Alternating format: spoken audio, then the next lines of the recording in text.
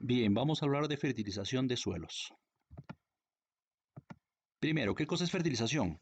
Es el acto de incorporar nutrientes al suelo a través de abonos ya sean orgánicos, como saben ustedes, el estiércol o el compost, o fertilizantes químicos. Ustedes saben que en el mercado hay una diversidad de marcas y precios de fertilizantes químicos para obtener mejoras en el perfil del suelo y por lo tanto mejorar el rendimiento de ya sea de pastos, forrajes o cualquier cultivo.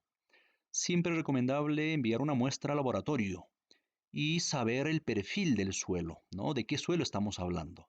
Y con ello se decidirá el tipo y cantidad de fertilizantes que vamos a aplicar. Y además, dependiendo del cultivo, una parcela que voy a sembrar, mar alfalfa no es lo mismo que un pasto elefante y no es lo mismo que maíz chala o braquiarias. Entonces, las necesidades del cultivo es diferente. En la ganadería de selva o sierra, especialmente en las organizaciones que estamos trabajando, en Pasco, en Huánuco, San Martín, la ganadería se hace al pastoreo, donde el bovino devuelve a través del estiércol nutrientes al suelo, nitrógeno, fósforo, potasio, calcio, ¿no? Pero mejor si se hace compost. He visto que hay algunos que tienen su establo donde duermen los animales, o los juntan los animales para hacer el ordeño y darle algo de concentrado. Eso facilita el recojo del estiércol y poder hacer compost. ¿Por qué? Porque con el compost se mejora la actividad biológica del suelo. Un estiércol promedio más o menos contiene 20 a 25% de materia seca, o sea, 100 kilos de estiércol tendrá pues 75 a 80 litros de agua.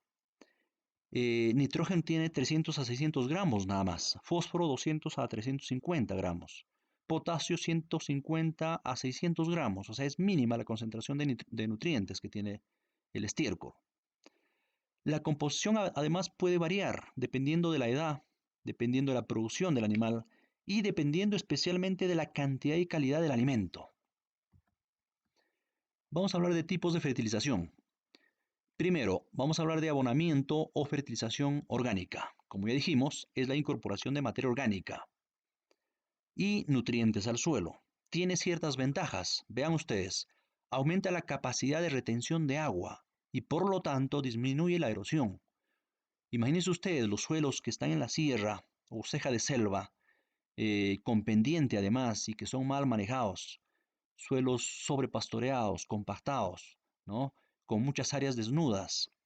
Viene la lluvia y han visto cómo se pierde, se lava y van juntando a las quebradas o los ríos. Los ríos crecen en época de lluvias, pero crecen ríos turbios. Eso significa que está cargado de nutrientes y partículas del suelo. O sea, tienen obviamente arena, limo, arcilla, pero además nutrientes de suelo que está lavando en las partes más altas. ¿Qué más? La fertilización orgánica favorece la aireación y además favorece un ambiente adecuado para los microorganismos y crecimiento de raíces. Ustedes saben que el suelo no es un componente inerte, el suelo es un componente vivo que está cargado de, han visto lombrices, artrópodos y microorganismos que están trabajando, que están mineralizando la materia orgánica, o sea, están descomponiendo la materia orgánica y los están haciendo disponibles para las plantas, para que puedan ser absorbidos por las raíces. Además, la fertilización orgánica también incorpora elementos inorgánicos, nitrógeno, fósforo, potasio, después de la actividad ya biológica, ¿no? En mínimas cantidades, pero aporta. Y la recomendación es que se debe abonar al momento del arado, ¿no? Haciendo una distribución uniforme en la parcela. Algunos recomiendan una aplicación de más o menos 1 kilo de estiércol por metro cuadrado, pero imagínense, si necesito abonar 1 hectárea, necesito 10 toneladas de estiércol. Es difícil juntar esa cantidad y abonar nuestras parcelas. Van a ver después que la recomendación sería combinar una fertilización química más una fertilización orgánica y más abonos verdes, que vamos a ver también en la parte final. En una parcela de pasto de corte, imagínense ustedes, de una parcelita de pasto de corte, que estoy cortando mi forraje cada 40, 45 días, estamos hablando del maralfalfa o del pasto elefante. Pero al cabo de 2 o 3 años se genera un desbalance nutricional del suelo, ¿no? Y eso hace que el cultivo vaya bajando en rendimiento. Al final va desapareciendo el maralfalfa o el pasto elefante mismo. El uso del estiércol para la generación de biogás también es otra alternativa para el ganadero, donde se producen bioles para la mejora de suelos, también que se puede utilizar. Debemos combinar, hemos dicho, la fertilización química con la orgánica, siguiendo las recomendaciones del laboratorio. Importantísimo. Tener en mente de qué tipo de suelos estamos hablando.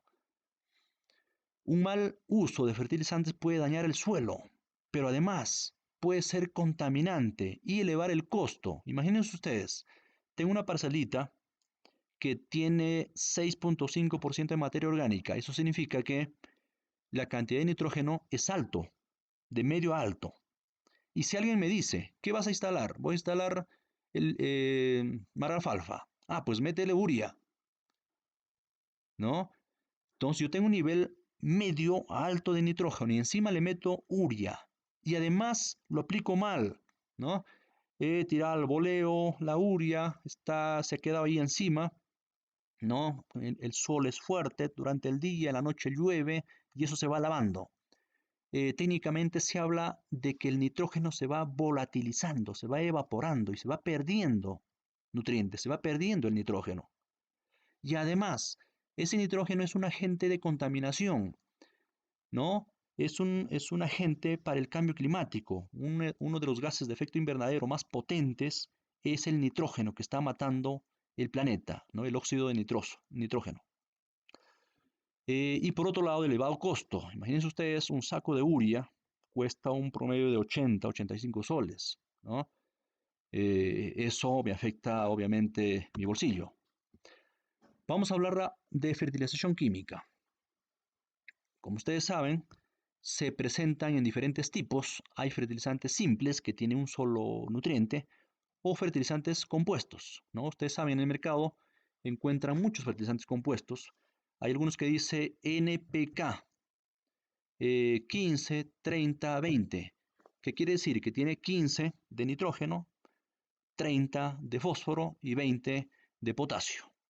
Pero además se llaman también fertilizantes nitrogenados, los que tienen mayormente nitrógeno, por ejemplo la urea, o el nitrato de amonio, el sulfato de amonio, o fertilizantes fosfatados, por ejemplo el superfosfato triple de calcio, o el ácido fosfórico, o fertilizantes potásicos, el cloruro de potasio, el sulfato de potasio, el nitrato de potasio, ¿no?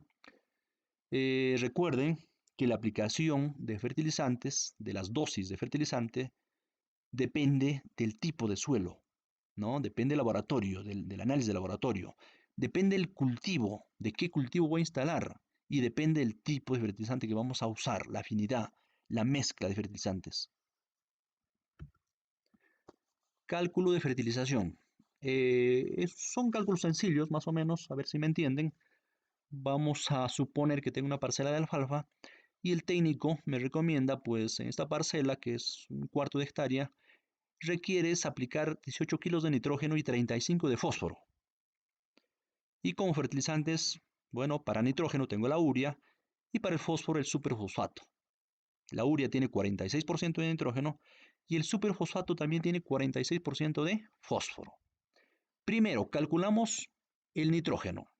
Ustedes saben que la urea tiene 46% de nitrógeno. Significa que 100 kilos de urea contiene 46 kilos de nitrógeno. Ahora, X kilos de urea, la cantidad que yo necesito, 18 kilos que requiero.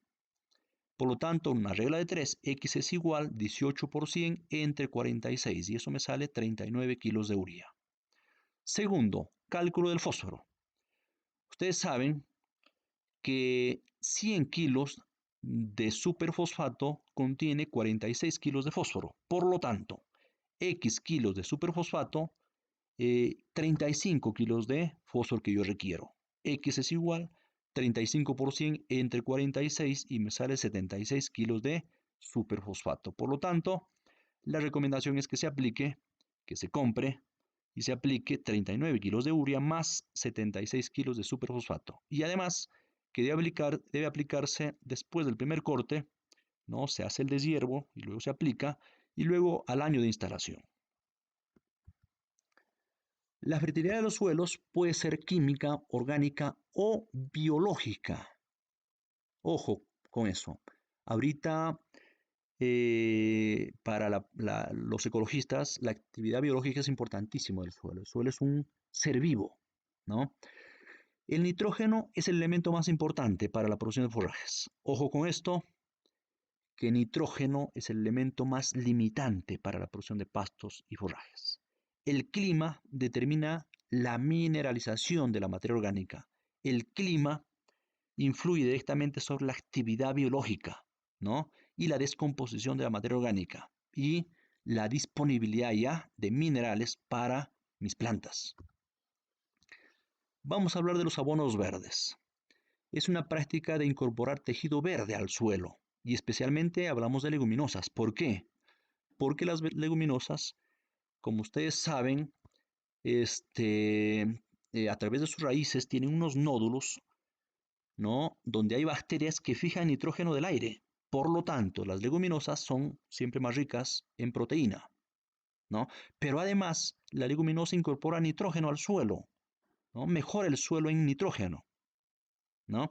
El objetivo del abono verde es agregar materia orgánica, enriqueciendo con nitrógeno al suelo.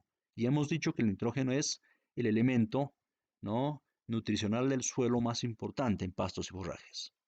Los abonos verdes pueden ser para la parte media altoandina, el trébol, la vicia, o para la parte ya de ceja de selva o selva, el kudzu, maní forrajero, las cuales fijan nutrientes al suelo, generando simbiosis con las gramíneas. Importantísimo, y se ha visto en ciertas zonas de Nuevo Progreso, de Uchiza, Tocache, como es que los técnicos recomiendan cultivos de cobertura en el cacao, por ejemplo. ¿Por qué?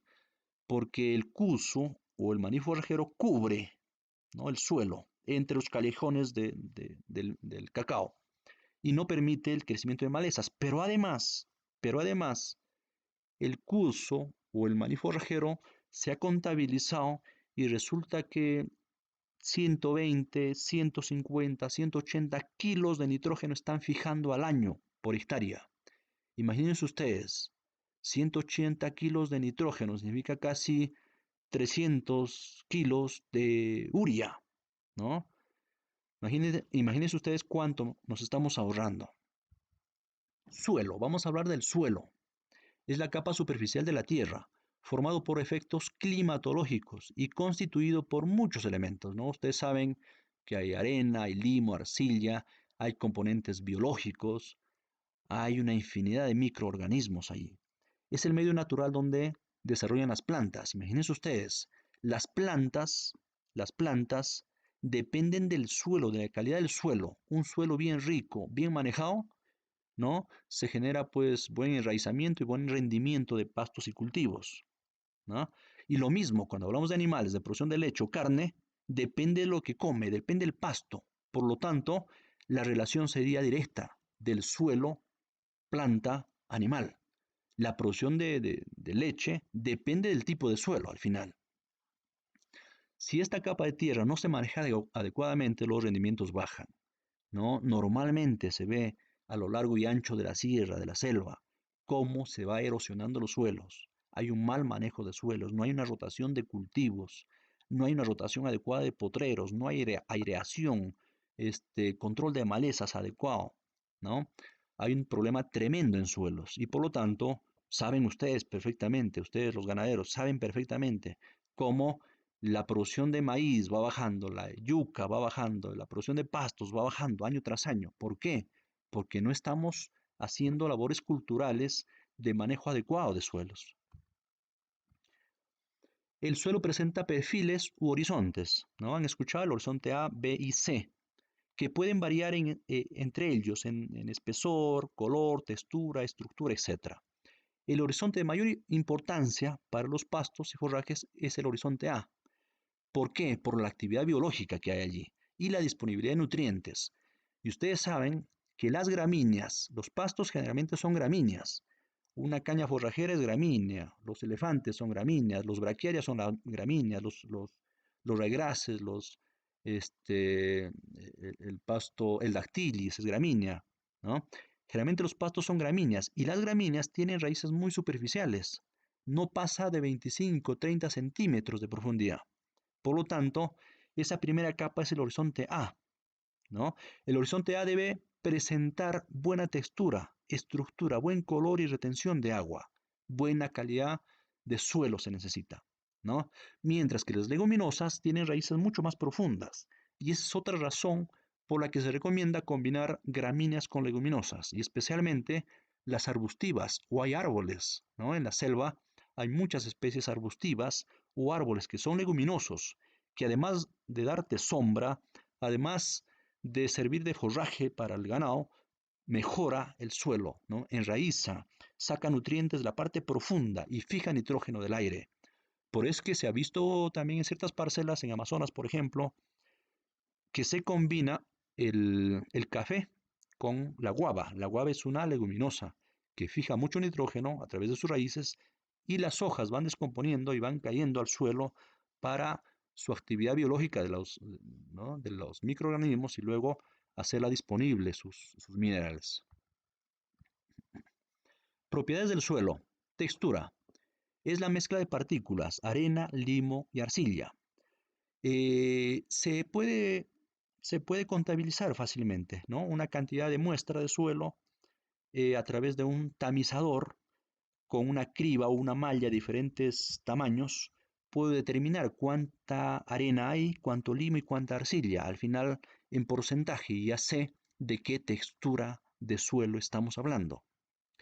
La arena es la partícula que tiene entre 2 y 5 milímetros de diámetro. El limo de 2 a 0.002 milímetros de diámetro. Y la arcilla son partículas menores a 0.002. Por lo tanto, se necesita tamizadores con diámetros de 2 milímetros, ¿no? Tamizo y todo lo que queda en el tamizador, ¿no? Será arena, porque las partículas de 2 arriba se quedan en el tamizador, ¿no? Se necesita otro tamizador de 0.002, ¿no? Pongo la muestra que ha pasado el primer tamizador y toda la partícula que queda en el tamizador de 0.002 será el limo. Serán partículas de 0.002 a 2 milímetros de diámetro. Y todas las partículas que han pasado será la arcilla. Al final llego a porcentaje y ya sé de qué textura de suelo estamos hablando. Pero hay una prueba sencilla de campo que nos puede servir para estimar la textura del suelo. Por ejemplo, tomo una muestrita de suelo, ¿no? Una muestra uniforme, ¿no? La humedezco ligeramente y luego se aprieta entre los dedos y la palma. Apretarla suavemente tratando de formar una cinta, ¿no? Si se forma fácilmente es un suelo arcilloso. Si se forma, ¿no? La faja, pero se deshace rápidamente, es un suelo franco-arcilloso. Pero si no se puede formar una faja o una cinta, estamos hablando de un suelo franco, ¿no? Además, se siente al tacto, ¿no? Si es granulosa, pues es un suelo arenoso. Si es menos granulosa, es un suelo arcilloso. Y si se siente al tacto que es suave, como el talco, ya es un suelo limoso. No sé si se acuerdan, se usa un triángulo para determinar textura, ¿no? Un triángulo con tres lados.